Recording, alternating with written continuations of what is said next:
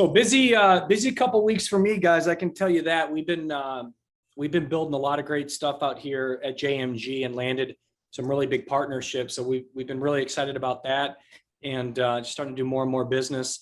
I was down in Miami a couple weeks ago, hanging with Grant Cardone. For those that follow Grant and his wife Elena, we had a really good time down there. Spent like 3 days with him, and that was really cool. Funny story though.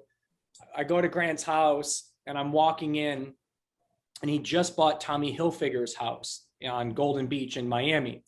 So we're walking in, and as we're walking in, Tommy Hilfiger's carrying boxes of some of his stuff out to his car. And he's like, "Hey guys, say hi to Tommy real quick." And Tommy looks over and he waves. I'm like, "Hi, Tommy Hilfiger. Good to meet you." Like, it's just so bizarre, right? Like, kind of like pinch yourself kind of stuff. So it's cool. In any event, no, we had a good time down there, but I'm not sure, every market's different, but we continue to see the market loosen up a little bit in the majority of markets that we service, which is a good thing because buyers need easier means to get into housing right now. So hopefully you guys are seeing it loosen up. It's not a ton, but certainly loosening up, not seeing as many multiple offers on homes, seeing more days on market on a lot of properties as well too, which is good. And so what we want to make sure is, like, as the market continues to loosen up a bit, that's great. But our consumers need to know that stuff. Our pipeline needs to know that, hey, what was 4 months ago almost impossible, we're now seeing some light at the end of the tunnel and back into buyer mode. So staying in front of your pipeline has never been more important than now. And going back to the people that you were working with in the past that kind of had fatigue and gave up, well, we need to get them back in that mindset, because a lot of them may have signed a 6-month lease. Some of them may have signed a year lease, but get them back into mode to where, they have the mindset of, okay, because no one wants to rent, right? Like, no one wants to. If you can buy a home, you should buy a home. And so just make sure that you and your agents are staying in front of the pipeline at all costs. And I think this goes back to, like I talked about before, though, the importance of hot coding your opportunities, because if you're not, people that you've spoken to 5, 6, 7 months ago, if you're not coding them as, a really good buyer, an okay buyer, somebody that we need to just nurture for a while, then when you go back and you look at your pipeline and you're just looking at a bunch of names and numbers and not being able to sift through those, then you're spinning your wheels and you're wasting your time, because I don't want to call somebody that was a nurture lead. I want to call my 1s and 2s, not my 3s. And we let technology and email marketing and SMS take the place of those 3s. So you're not wasting your time, or your ISAs aren't wasting your time. But if we're not coding and because here's what it comes down to. It's all about doing it right the first time.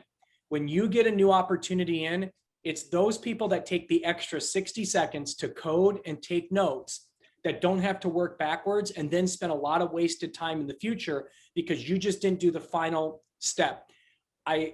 I tell this story a lot. I don't know if you guys have heard it, but I had a guy come to my home once. I bought, a few years ago, I bought a Mercedes S550 and I wanted to tint the windows in it. And so I had this guy who tints windows. He calls me up. He says, his name's Gary. He's like, "Hey, I'll be there on Saturday to do the windows for you." And I'm like, "All right, that sounds good." So, and he lived like 45 minutes away. And so on Saturday, it's like noon and he's not there yet. So I decide to leave, and I didn't hear from him. So I leave, and he shows up like 15 minutes after I left. I got back to my house around 5 o'clock, and I texted him. I said, "Hey man, did you come over today?" He goes, "Yeah, I was there from like noon to 4 waiting for you, and I didn't see you." And I go, "You didn't bother to text me?" And he goes, "No, I just figured you'd be back." And I'm like, "Well, that's ignorant, but okay, that's fine." He goes, "Well, also, I'm glad I came because I didn't have the right tool anyway. I have to come back tomorrow to do the job." And I'm like, "Well, wait a minute. So you drove an hour, you didn't text me." Oh, no. That was the next day. So I said, "All right, well, that's weird, but come back on Sunday." He comes back to my house on Sunday at the time he said, but the tool that he needed to do something for my windows, he didn't bring it with him. He didn't know I needed that. And so I finally looked at him and I said, "Look, man, like, I spent my weekend around this, and now like I'm kind of pissed because I've wasted all this time." He said, I'm sorry, I got to come back." Well, guess what? He never came back. And so he spent all day Saturday, came back on Sunday, and didn't come back to finish the job. And I bring this story up because why did you even start? Think about how many times that you'll start a project, you'll start a task, or you'll think that something's a good idea and you'll start digging into it. And then a month later, you give up on it. It's like marketing and advertising. People try things for a month or two, and then guess what? They quit. Well, that's not enough. And my point of building anything out that's worthwhile is that if you're going to start something, finish it. And that's the same thing when you get leads and you get people that are referred to you. If you're going to start and you're going to make a phone call, finish the job. And finishing the job is properly coding a lead and making detailed notes on that lead. So you know in the future, every person that you're pulling up, you remember, because you don't remember through discussion, you remember through notes.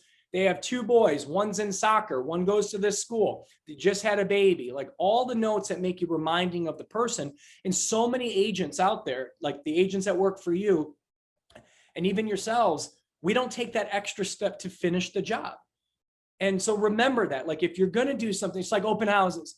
If you're going to show up at an open house, do it right.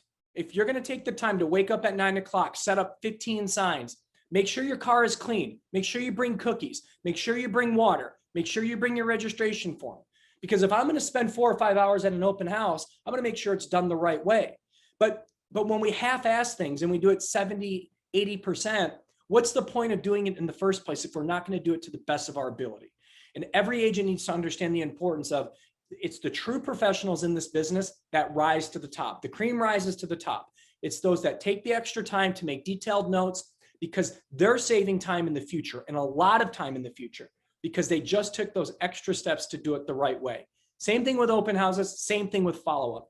Everything that comes that's good comes from people that take the extra time to do it the right way.